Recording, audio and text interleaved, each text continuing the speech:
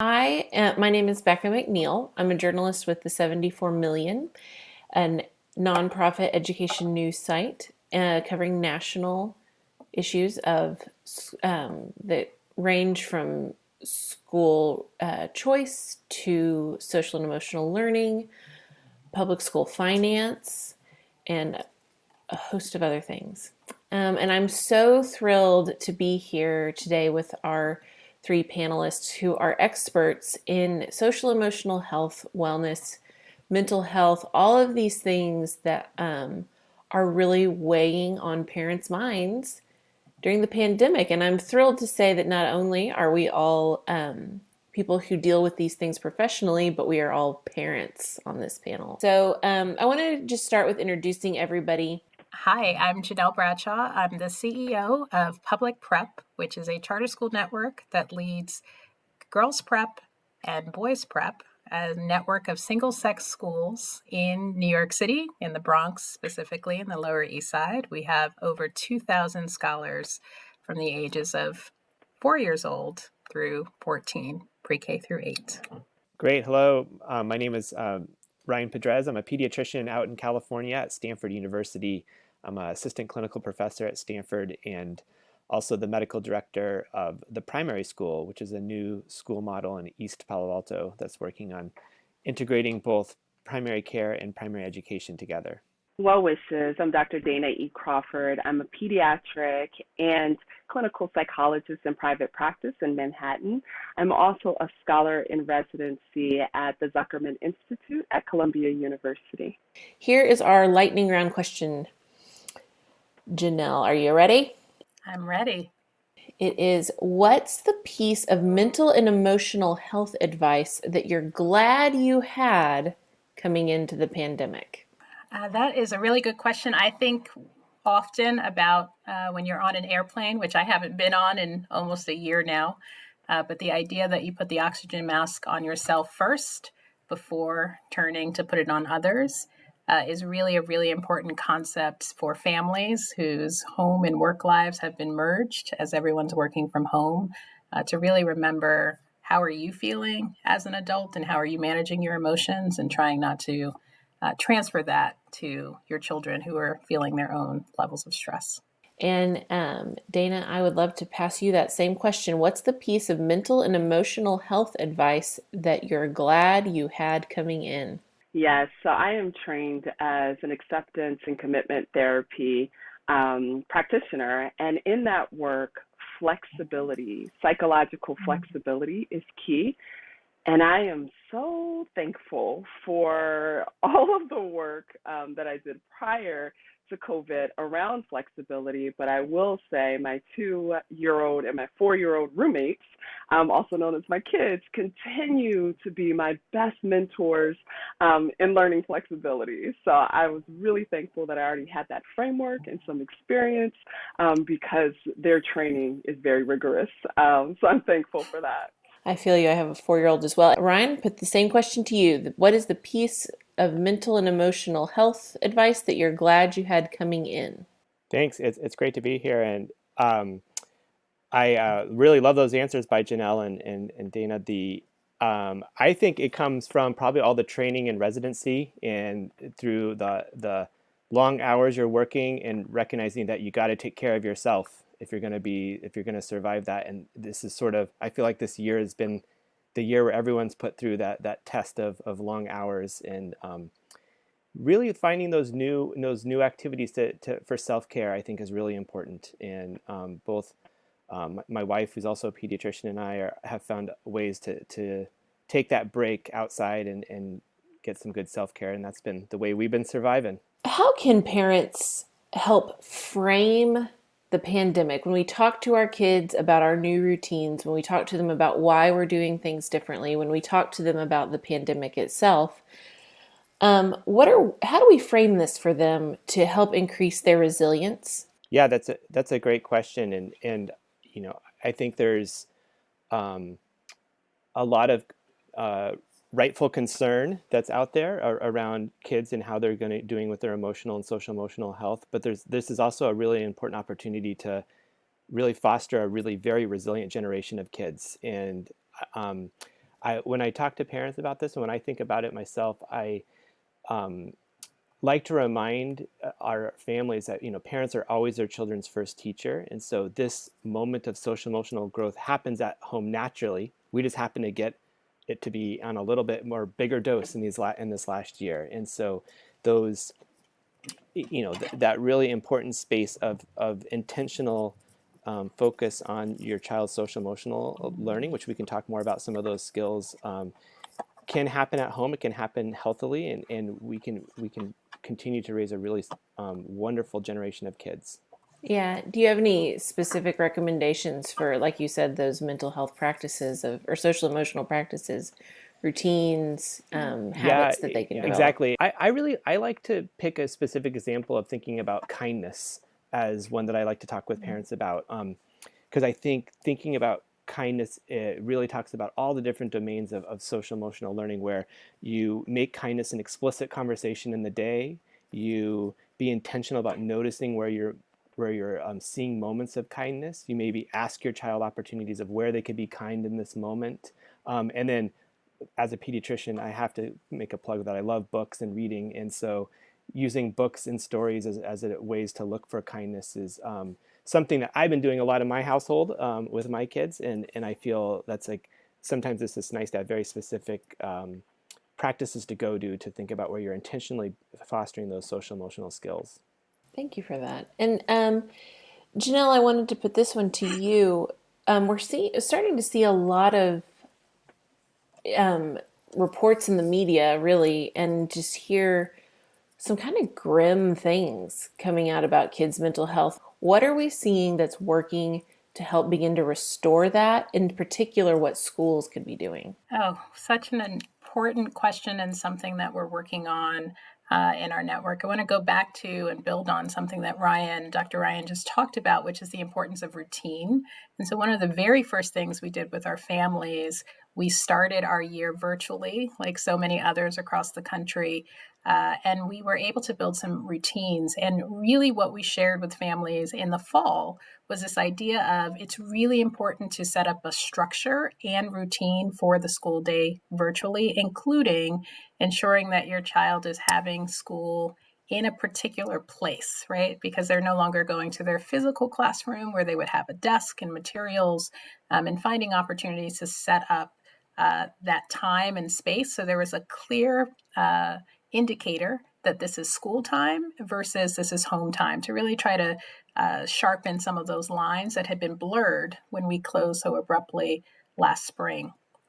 In terms of what we're doing in classrooms, we were very intentional, and what I'm sure my colleagues across the country are doing, we're very intentional around inserting social emotional learning supports. And so what that looks like for us is an additional 30 minutes every single day where teachers and children are coming together to talk about their day. It's either in morning meeting or advisory. And we like to say that's the time where teachers can be, and students can be, seen and heard and valued. So they're really acknowledging what happened in their day. They're connecting with their peers. They're identifying their emotions. We use a lot of mood meters where we want our students to really understand early on, how are you feeling today? Are you feeling energized, tired, anxious, excited? And is that a feeling that you want to keep, or a feeling that you want to change? And if you want to change that feeling, what are the strategies that we can leverage together to accommodate those pro-social behaviors? In addition, we have increased our social workers. They're very busy at this time of year, as you can imagine. But one of the silver linings of the pandemic is that our families, many of whom are low income, and there's been a stigma around mental health, are actually seeing the sessions that are happening for their children and are reaching out for support for the family. And so we're starting to think about, what are the family engagement strategies that we can share so that everyone has the tools to build those pro-social behaviors that you talked about earlier, Dr. Ryan. I love that idea around kindness and using story and metaphor to do so. We're also, in our own curriculum, in person and also online, thinking about how literary characters are showing those themes of perseverance, resilience, and grit. Some of my favorites that have been read over the course of this year that I'm sure for others, A Chair from My Mother, Ruby's Wish, Amazing Grace, just sort of, stories of children who are doing extraordinary things, but they themselves are pretty ordinary, so that we can, again, create these role models and examples of how you can continue to move on and move forward, always with kindness at the heart of all of what you're doing. That's really beautiful. Thank you. I love we too at our house have been reading a lot more books, and I have noticed the importance of, now that there are fewer people in our life, those book characters have become Like almost friends. like friends, yeah, or neighbors, and it's been very interesting to watch them become more real to my kids. That's really, really helpful, and something super practical that parents really can do. Speaking of practical things, Dr. Crawford, a lot of parents are dealing with, when we're talking about dealing with our own anxiety, and we're talking about acceptance and our mental flexibility. This pandemic hasn't necessarily happened. We're not all on the same page. And we're going to talk about the unequal effects of the pandemic to come, but also when you're talking about looking at the country as a whole and different communities, you have people who, some states are under really strict lockdown. And parents are, we have different feelings about the different ways that our governments and our schools have handled different policies. What do we need to know about how that affects our kids? Yeah, this is such a complicated question, and I will say a very painful one, because we're not all in the same place in our views of understanding, complying, engaging with science. And so one of the things that I think is really important for families, the adults in the family, is first to really sit down and talk about your belief systems. Do you believe that it is important to wear a mask? Washing one's hands, going out, social distancing? What are your values around that? And then being very succinct in how you communicate that with your kids. So for instance, in my household, we have named ourselves COVID conservatives. And in that, what that means is we do comply with all of the recommendations from the CDC. That's our belief system. We check the website, we follow what they say, and that's what we do in this home. Many other people in our community don't follow those same belief systems. And so for our kids, we say things like, when we go outside, you can play with any child that has a mask on. That's our family rule. Some children may not have a mask on. That's just what their family chooses. But for us, that is the rule. If you do not listen, then we're going to have to go inside, or we're going to have to go and play in a different area. I think the issue becomes when families aren't clear. And so they just, we all had cabin fever.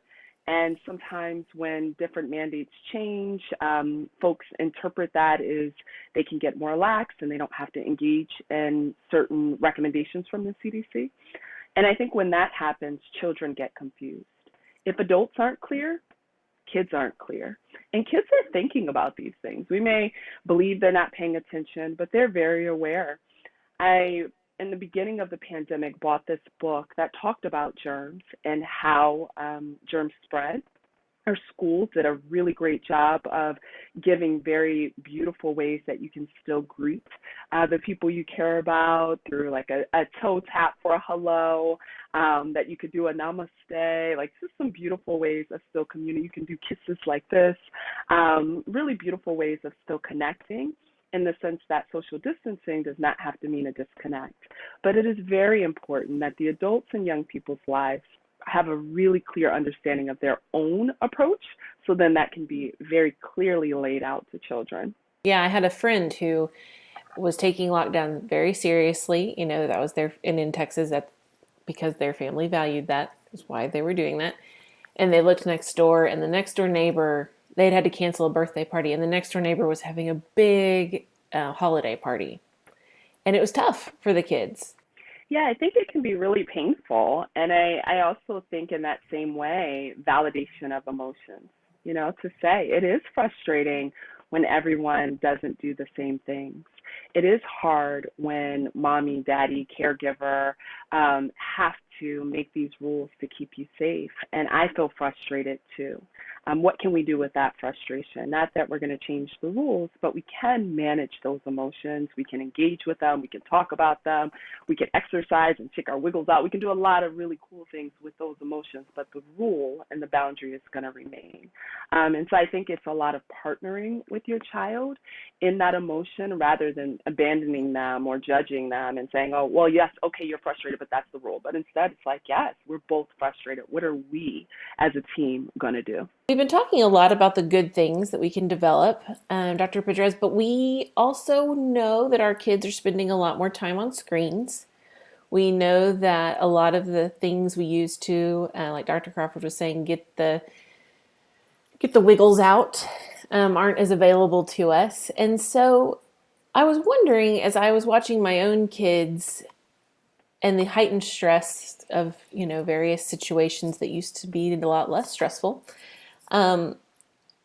what sort of behaviors should parents be more patient with? Where do we need to maybe let some things slide a little bit or show compassion without enabling bad habits? So in particular around screen time, around routines and that kind of thing. Help parents think a little bit about maybe the standards that we had before the pandemic, or the goals, or the, the good things we had managed to institute in our household, and where we might need to be a little bit flexible. I like to remind myself as a parent and with patients that children's behaviors, whether good or bad patterns that might be going on, is a form of communication. It's typically behaviors are a way children communicate, especially in those kind of early verbal years when they can't articulate how they're feeling. And so oftentimes, you mentioned stress. One of the ways children really cope a lot with stress is through some of the behaviors they might be doing, including maybe increased screen time might be a way they're coping with a situation. And so I think it's really important to pay attention to what that child might be trying to communicate with those behaviors or patterns that might be going on. And then as a parent, here's the hard part. You have to lean in and think about what behaviors are really triggering for you, and why is that sort of pattern upsetting to you? Because until you're really pause and reflect on that, are you really able then to lean in and be sort of the best partner to your child there that you can be? And so naming those behaviors or emotions or patterns that might be going on as something that the child might be communicating, like, I can tell you're frustrated, or I can tell maybe you're worried, and trying to partner really with your child that build some trust with them, like, I'm frustrated too, which is what Dr. Crawford was sort of acknowledging, that really being a partner there with your child, and then starting to figure out what you can start to do different and what sort of some different boundaries it can be. In general, I want to reassure parents that a lot of some of these patterns and behaviors that are going on are not here to stay forever. This is sort of a coping mechanism that a lot of children are having as we get back into different routines, back into classrooms, back into the regular patterns of our days that we know. Our children are going to go back to being engaged in those similar types of behaviors that we know them before. And so I think it's important to have a little flexibility, a little grace, and really our job as parents, our job as caregivers, is to try to make our children feel safe and secure and loved. And that to me is more important than fixing a behavior that might be going on. But maybe Dr. Crawford can build on that too, because I know this is something I'm sure parents are asking her a lot about. Yeah, I appreciate that, Dr. Ryan. What really resonated for me is when you said these behaviors are not here to stay. So often, parents have one child in front of them and they have two children. And what I mean by that is it's the child in front of them and the child they're going to grow up to be, who they'll become. And that's a lot of pressure, because if you got a lot of kids, you're doubling your numbers, right? And so instead of that pressure of this future self, really parenting the child that is in front of you, the person that is here right now, is really critical and will take some of the pressure off. Often we want to think about like, what are the behaviors that are really worrisome? The behaviors that I think are the most worrisome are the behaviors that make you compromise your parenting philosophy. And that's going to be different for different parents. So I have a certain way that I want to be with my kids. I've created a certain world for my kids. And some of that I had to mourn, right? With COVID, I was a parent that didn't want my kids watching, too much screen time. And now it's nanny tablet, right? The reality is I have to work, and I, as a therapist, cannot have my kids in the middle of my sessions. And so I have to give myself grace, and I have to mourn that loss, right? And then the other piece are, what are the behaviors that grade on my patience? What behaviors do we need to have patience for? All of them, right? There's no shortage. There's no point in parenting where you're like, I need no patience today. I need all the patience all the days, right? And so really thinking about like, what are my behaviors that will break me that we have to address, and targeting those first. And then you can get big and grand and think about like, oh, I want my kids to be, bilingual, and I want them to do yoga, and I want them to have, be able to read by the age of 3. Like, then you can get really fancy. But first start with the things that are going to annoy you out of your parenting values. And I think that's really critical. The last piece that I'll say related to the screen time is not only looking at screen time, but the type of screen time. So educational screen time that's just for entertainment, screen time that's dancing. We do a daily dance party in our house. So there are different ways that a young person can be in the screens and have relationships to it. And you can also include choice, and you can help them develop a routine to say, like, what type of screen time do you want first? Let's set a timer. We have a timer that has different animals, and so my daughter will negotiate. I'll say, you get dog time, and she's like, well, can I get enough time as a camel? And I'm like, that's a full 60 minutes. Like, you cannot get camel time. And so we kind of just, like, negotiate those spaces, and then it can be playful, and then it's not as irritating for anyone. So I invite you all just to incorporate those different components to just bring a little bit more grace and sweetness to the really hard moments of pandemic parenting. Ms. Bradshaw, I'm going to move on to another kind of tough topic to talk to our kids about. And we know that not every community has been affected in the same way. Not every family has been affected in the same way as far as the level of exposure that we've had, the resources to adjust financially, and what lockdown or quarantine or isolation can look like for families, what's possible, and what remote learning resources are available. Some kids will live that disparity, and other kids will not. Other kids might not know that not every family has a big backyard to go play in, or not every family has a different room for everybody to do their schoolwork. How can Black and Latino families who feel that who know and see the data and know that their community has been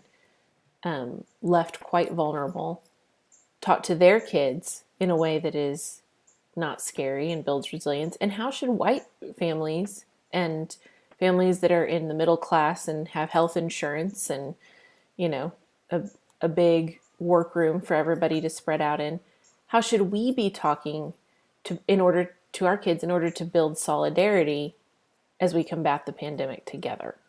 Wow, this is a really important and large question. This is going to be an ongoing conversation. So it is not something that's going to just happen once. And so certainly I'll speak personally first, and then we'll zoom out to the different contexts that I've worked in over the years. So for our network of about 2,200 children in New York, of which about 85% qualify for free and reduced lunch, we saw very early on in real time the impact this pandemic was having on families, and not just families, also our staff members who themselves were not always set up to teach remotely from their houses. And so we're also trying to adapt and struggling, and we needed to support them. And so we had to have really, ongoing conversations around what was happening in terms of giving the facts, because some of our families and some of our children were experiencing family members who were sick very early on. Some of our children were experiencing family members who had to go to work. So while we were all in lockdown, their parents were the fresh direct delivery workers, the transit workers of New York, the security guards in the hospitals. And so their families had to work and they had to do school online, which was causing tremendous amounts of stress. And then we have children like my own who go to our schools, who are very lucky to live in a house with a backyard and the ability to go outside. And that was not always possible for everyone. And I think the first thing is really building that sense of empathy and kindness and understanding to see someone else's perspective and not make assumptions that the way in which you're living your life is the way that others are living their lives. But again, I think it actually goes back to the example you shared earlier around your friend in Texas who had a rule for their family and had to cancel a birthday party.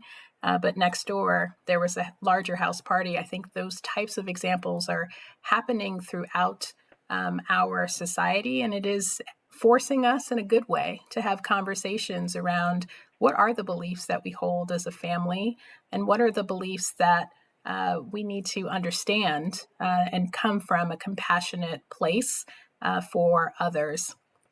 And I think what that looks like in schools is having ongoing conversations around the causes of COVID, the ways in which we can all work together to stop the spread, the injustices that are happening. The first thing you have to do is name it, that it is happening. And then what are some ways that we can do something about it, right? So we don't want people to lose their power in having the conversation. We want to be able to say, so from this challenge, how can we rise above and work together as a community? And again, in our community, that looked like families banding together and creating their own food pantries or supporting with resources. They created pods before it was a thing. Parents were saying, you know what, you work on Monday and Tuesday, you can bring your children here. I work on, Wednesday and Thursday. We'll create a pod so that we can support each other to do remote learning. From a school perspective, it was really thinking about the resources. I'm really excited about the federal stimulus plan that's coming to schools because the disparity in what a middle-class family could do to set up remote learning for their children. I think the research early on said it was about a $1,500 investment just to have the appropriate at-home setting, that we had to do that for our families. We talked about earlier having that schedule and that system and, here's your desk, here's your materials. We were doing material distribution. We were giving out technology and Wi-Fi. So again, schools have a real role to play in thinking about what are the ways in which we can level the playing field so that there's equity amongst everyone and also have conversations with depth and perspective. I'd love to open that question up as well to Dr. Ryan and Dr. Dana. When we talk about how do we discuss disparities, injustice, social determinants of health, racism, prejudice, and bias with kids, the beautiful thing is wonderful professionals like Ms. Bradshaw have done some amazing work in schools. And one of the areas that I love that schools have already done is conversations around bullying. And so kids from a very early age in schools understand a bully. And then schools have already created language around who a bully is, what the different roles are, like the reinforcer, the bystander, the person that is experiencing the bullying, and the defender. And so the defender is the person who says, stop it. And so when I think about having these conversations with kids, if they are Black children, if they're Latinx children, if they're queer, non-binary, if they're white children, regardless, I like to use the frame of bullying. And so specifically saying some people are bullied because of the body they have, their skin color, because of who they love. Some people are bullied because they use a wheelchair. There are many different types of bullying. As children get older, you can start to name the type of bullying, like that type of bullying is called racism. When children are younger, you can just say it's bullying. And in this family and in our community, we are defenders. We are people who believe that it is everyone's right to be treated fairly. We are humanitarians in our family. And so what that means is if you notice someone being bullied, you're going to stand up by saying something, telling an adult, or you're going to join that person in walking away. So very concrete skills for what they can do. On a larger level, talking about the ways that different people experience the community. I live in New York, and so the city gives us many, many different teaching opportunities. It's nothing like walking down a New York City street for you to really learn about the cultural things you're going to discuss with your kids today. And sometimes that comes in very unexpected ways. But really talking about these things with kids to say, like, different people live in different ways. And our job is to make sure everyone gets what they need. What we know about COVID is because some people didn't have masks when we first learned about the germs, some of those people got more COVID and experienced those germs. So we're going to do some volunteer work, and this is what we're going to do to help. Other people have different size houses. And so talking about all of those things, but in the context of a frame. And I personally love the bullying frame because I can just Google it real quick and I already have some terms and I don't have to make it all up because the school folks have already done so much of that work for us. I love that family practice school partnership, which Dr. Ryan, you guys have formalized that. And so this is all very familiar. Yeah, and I really those two answers are beautiful and give me a lot of new ideas, and I really credit schools a lot for holding this space with children and being thoughtful about how to have that conversation.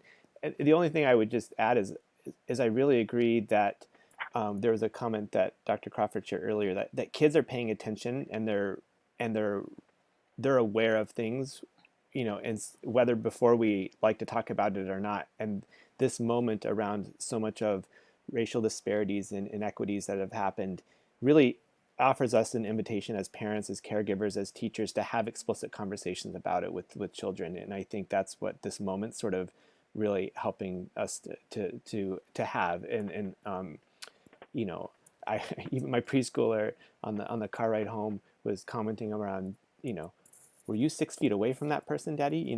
Like when did you pay attention to that rule? And so if they're paying attention to those rules, they are absolutely paying attention to things like people's skin color and race and how we think about inequities that are happening in our own community. And so it's an invitation for us to have that conversation. And I love the bullying framework. I'm gonna use that tonight. That's great. I'm wondering, what are the best things you've seen for helping kids maintain relationships, whether those are family relationships, friend relationships, via virtual means? When all that we have, whether it's we can't get on the plane to visit grandma, or I can't see my best friend who lives down the street, what are some tools and practices that we've seen that can help them strengthen relationships in a virtual setting? Yeah, this question is so many. There's so many layers. I started by mentioning that my 2-year-old started preschool, and even though this issue may be for older kids in some ways, one of the things that I was really worried about was his ability to connect with his same age peers, because he had only been around his older sister and his parents, and literally we would go to the park and he would run away from kids and go, "Oh, a baby," and I'm like, "No, that child is actually your age." And so that fear, I want to take a moment to validate how scary it is when you think about your children not being able to form relationships and maintaining them. On the other hand, there are many different communities that are really gifted, that we can tap into their resources. We don't have to create our own. And I think about specifically the military families. So I went to school on a military base, and my family was military, and we moved a lot as a family because of being impoverished in some ways and needing to move for opportunities. And what I learned through those experiences is that, relationships don't necessarily require that daily maintenance. It requires an anchor of a connection. And so what is the thing that you two share that you can nurture? So for instance, my daughter is an artist, and she loves rocks. And so for the holidays, we went to like a rock beach and collected all of these rocks, and then she hand painted probably about 30 rocks with lots of glitter and fun. And then we mailed them to family members, and then we did Zoom to talk about the story of that rock. Now, did she remember all of it? Not really, but it was really meaningful for her. The other thing that I've seen is collaborating with families for school projects. So I have a patient whose child was learning the alphabet, and they had a letter of the month or the week, what have you. I'm not sure the frequency. But instead of the parent generating words, they would call family members and friends to just get like the letter, all the words that begin with the letter L. Can you think of 5 L words, and like writing down that list, and the experience of talking about these words, and so a shared experience.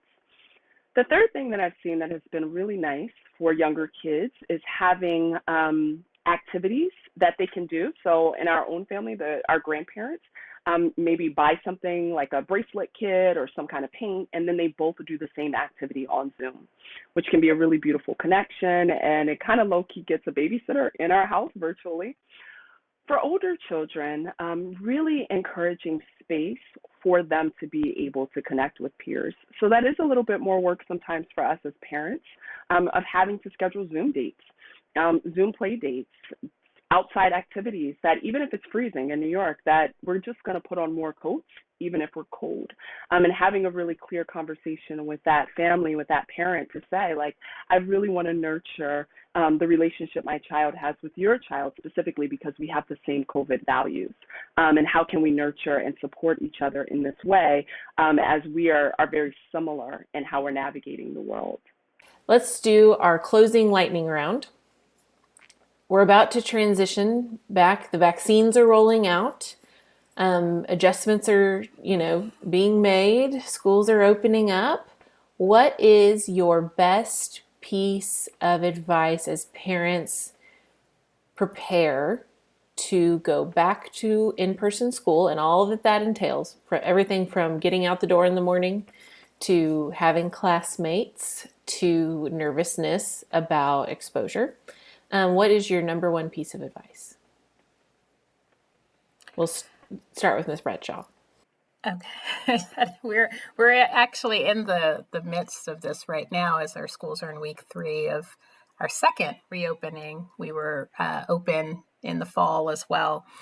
I think once you're leading up to reopening, to have conversations with your children around what to anticipate, what will be the same and what will be different. And what I can share with families is children adjust very quickly. So what we learned in the fall, and certainly in the second iteration of reopening, children learned very quickly how to wear their mask and follow all of the social distancing guidelines, including washing their hands more frequently, which I'm sure all of our families actually love, and saying and maintaining 6 feet distance or whatever has been put together at your school site. The reason why they were so amenable is because they were so excited to be back in their community. And so I think for families to just know that there is light on the other side, but ongoing conversations with families, you should be talking to your child's teacher around what they should anticipate and expect. But that personal connection is so, so, so important. I know for my own daughter, I say this for all of our scholars at public prep, but they're just walking a little bit taller when they're going into that building in person, and they're learning. The teachers and staff are so excited to greet them. They are greeted every morning. You heard earlier some of those signs. So yes, they have all of the namaste and elbow bumps. So they're not shaking hands, but they found other ways to be greeted daily. So those would be just some of the routines. Obviously, packing the lunch the night before. I kind of got out of that habit. So I'll just say as a personal parent tip, when you're home, you have a little bit more flexibility, and then just adjusting to your child. My daughter has, eaten the same lunch since she was 5 years old. And so her level of flexibility is not as strong as I would like it to be.